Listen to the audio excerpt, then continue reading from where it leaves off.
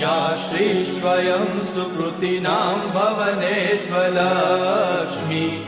पापात्मनां कृतधियां हृदयेषु बुद्धि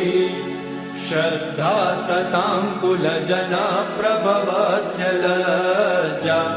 तां त्वां नतास्म परिपालय देवि विश्वम् किं वर्णयाम तव रूपमचिन्त्यमेतत् किं चातिवीर्यमसुरक्षयकारि भूरि किं चाहवेषु चरितानि तवानियानि